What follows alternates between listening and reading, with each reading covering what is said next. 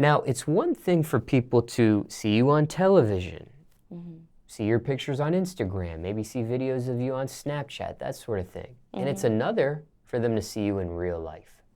What's the reaction you get when people see you in real life? What do they say? How do they react? I think that's her.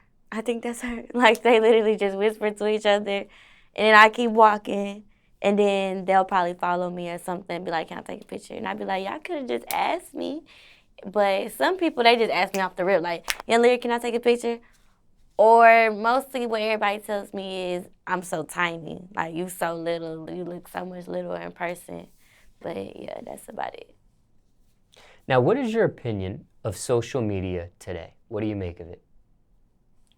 Social media is crazy. Like, that's all it is. It's a bunch of mess. Everybody messy. Every time I look on Instagram, Twitter, somebody arguing, like, come on, like, we should have left that back in 2016, 2015, back there. And everybody's just so opinionated and stupid, and I don't even know, I still get on it, though, but it's just, like, everybody's just real life. Like, sometimes I get on Twitter and just be like, people are real life dumb. Like, they just say anything, like, it's crazy. And then people are so, like, they follow what social media says, like, they let it dictate their life type of stuff. And it's crazy. Like, never be me. Safe to say social media's played a role in your success? Definitely. Social media definitely played a big role in my success. YouTube, especially. Definitely. Now, in what ways exactly? Just being there so I could upload my stuff. Like YouTube, I got like 90-something videos on YouTube. And that's how everybody knows me for the most part. And World Star, they put like 18 of my videos on there. And Instagram definitely helps you get connected with everybody. Twitter too, everything. It's great if you're an artist or trying to do anything with a business or product, anything. Now, I was going to ask you what your biggest pet peeve with social media was. Like, what's the thing that bothers you the most? You kind of mentioned some stuff you didn't like a second ago, so I don't know if you answered that question. It's stupid people. Okay. Like, when you just look at something and be like, did you really just sit here and think about that and type it and post it? Like, I can't. How do you deal with negative or hateful comments? How do I deal with negative or hateful comments? I scroll right past them. Don't pay no mind. That's about it. Everybody gonna say what they gotta say anyway. So me caring is not gonna solve anything. Do you get more positive than negative comments? More negative than positive? 50-50? I get more positive than negative on my Instagram. Well, really on my social media. YouTube, I probably got like equal, because everybody gonna say what they gotta say. But my Instagram is mostly positive. Ever turn comments off? No. Never got to that point. Mm-mm. Ever delete comments? Yes, because some people just say out of line stuff, or they talk about irrelevant people that I don't like under my stuff. So gotta get that out of here. Ever clap back? Because some people they catch me on my bad days. If I respond, that's what it is. What about blocking people? You ever block profiles?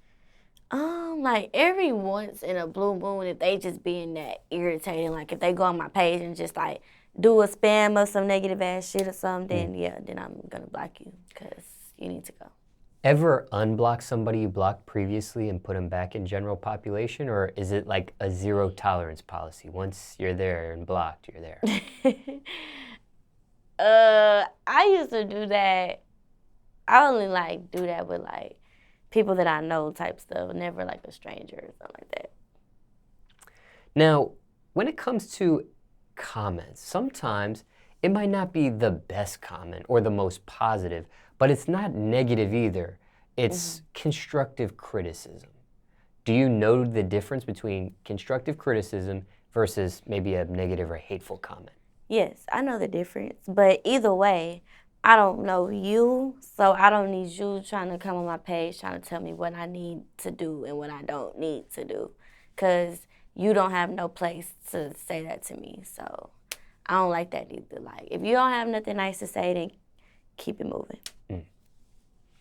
You ever took a constructive criticism comment into consideration? Like maybe people saying, hey, you know what? This is how we feel about this or that, and you take a look at it and you say, you know what? Maybe I'll change something. Or, Maybe if, like, multiple people said it, but if I just see one comment that say something, I'ma just scroll past it like, why is she talking to me? now, when it comes to negative comments, has it ever gotten to the point where you received a death threat online? No. Never got that bad. No death threats. What about stalkers? Stalkers? Has I anybody... never had one. You never had one? You never had anybody cross that imaginary boundary from online to stalking you in real life, yeah? No. I hope that never happens to me because that would probably scare me. So I hope not. But no, not so far. Now, you have, just with Instagram, and I don't know if that's your most popular social media platform. You can correct me if I'm wrong, but you have over 1 million followers on Instagram at this point. Yes, sir. What's that like to have 1 million people following you? 1 million followers is great because that's where I always, of course I want more, but I just couldn't wait till I hit that 1 mil finally. So it's definitely a great feeling knowing that 1 million people is wanting to see what I'm doing on a day-to-day basis. That's pretty big. How'd you celebrate? What did I do that day? Some people, it's a huge ordeal, right? They'll get balloons and maybe a cake, I don't know. I didn't even celebrate, actually. Or they may do like a special video. Yeah, I think. Oh, I dropped my Wipeout video featuring Illuminati and Cuban Doll. Definitely. That hit 1 million views, too. I didn't mean an actual music video. I meant like they may do like a special message to their fans. That's what I did for them. Like, since y'all got me to 1 million followers, here's the video. Because they've been asking me to drop it and stuff. Now, to have 1 million people following you, literally 1 million people, right? Is that a surprise? Not really, because I knew it was coming eventually. Like, I've been doing this for years, since, like I told you, 5th grade. I'm graduated now, so, you know, that's a lot of hard work and time put into it. So I knew it was going to come eventually. Sooner or later, it was coming. Is it a sense of power? Power? Yeah, do you feel definitely. powerful with 1 million people following? Yes, I feel power. Among all my other rap mates. Now, some people watching this interview, they may have 500,000, right? 500,000, somewhere around there. Right. And they may want to know, what's the difference you notice going from 500,000 to 1 million? Do you notice anything different? Because there's some people that always wonder, what happens when you hit that hump? You're going to start getting more, like, respect. Like, I know people in my city, like, the ones that wasn't showing respect at first is more like, can't deny her now. Like, she has 1 million views. Like, how can we just throw it to the side like that? Like, you know, the DJs, radio stations and stuff, like, they're starting to pay more attention to me now, which I'm grateful for. That's what I'm working for. So, you know, that's all that's really happened for me. Like, start getting more attention. More money? More money, too, because, you know, show prices got to go up because, you know, you want that promo. It's a lot of stuff to come with it, so, you know, you got to pay the fee. Now, what about this? Because people like yourself that have very large followings, they can become a victim of hacking, disabling. That's what's up. Yeah. Has that ever happened to you? That happened to me, like, when I didn't have that many followers, thank God. But we got my account right back. Like, we got it right back. But how? We contacted Instagram and Google, or everybody calling them, like, you got to get this back ASAP. make it happen. Sometimes people with large followings, especially on Instagram, for example, they'll get a backup page in the event there's a disablement or a hack. Yeah. Have you gone that route or no? Nah, like, I know. Nobody's gonna hack my page. Well, I hope they don't. But my password is super, super, super, super hard. So, nothing they can guess. Now, I know you kind of scroll past negative comments, right, at this point. And I always wondered this, though, with you. Was there ever a time, because I've seen celebrities do this too, where they don't get deactivated, or let me rephrase, they don't get disabled or hacked, they deactivate their account themselves. Maybe it's too much for them, maybe they need a break from it.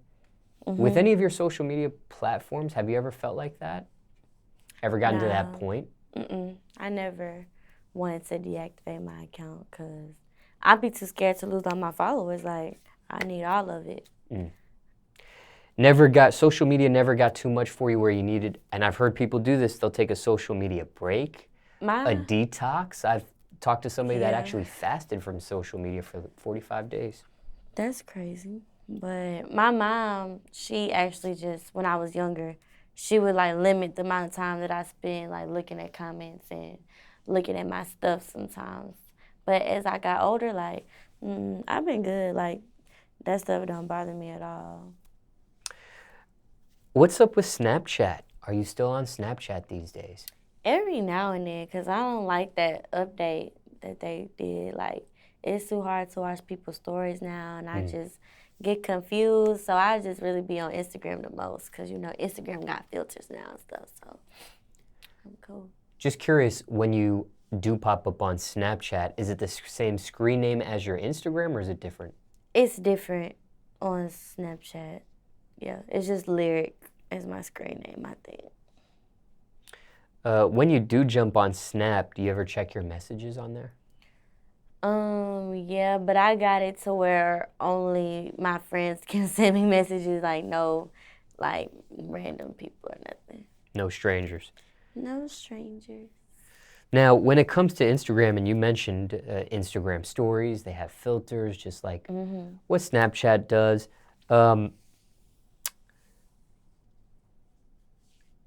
Do you post something different for each? Or are you, like when you do jump on Snap, are you downloading it and re-uploading it to your Instagram stories? Just curious. Sometimes I do, if it's cute, like, and I just need something to post on my story. If I haven't posted like all day or something and I just like that one, then I do that real quick.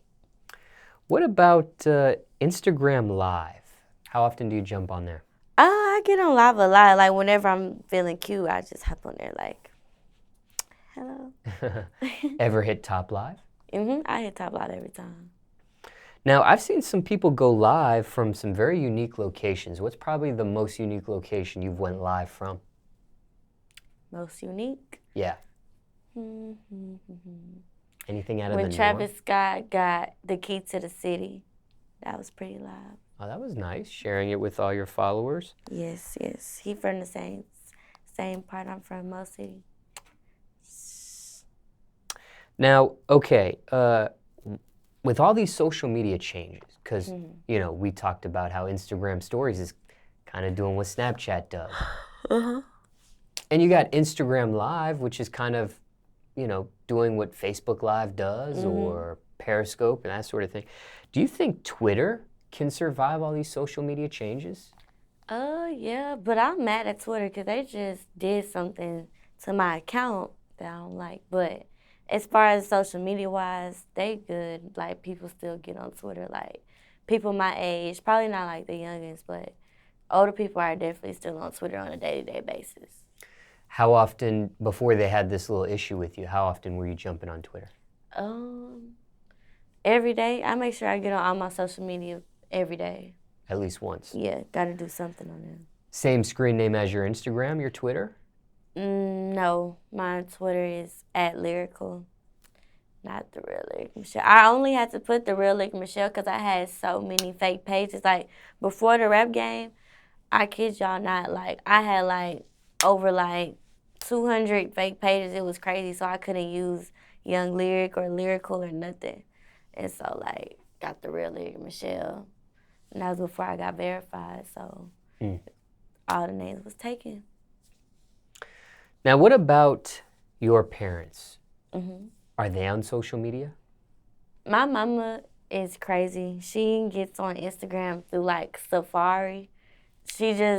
I put the app on her phone for her, but she gets on Safari and she goes and looks at people's pages and my stuff all the time. And I'm just like, why don't you get on the app? And my daddy, he be like looking at my Twitter and stuff. He don't really be on Instagram like that. He probably get on there every now and then. My mama, she's good for it. She gets on Twitter. She looks at everything. YouTube. She tells me stuff before I even know. Do they critique your posts? Yes, definitely. They annoy me. Do they interact with you on social media, or is it like private? Like, do they They talk tell to you me in at person? home, Okay. like, don't do that, or, do this, fix this, My mama can't talk to me through Safari. She don't even have an account. I don't even know how she does it now that I think about it. Like, how are you getting on Safari with no account? Just looking at a timeline.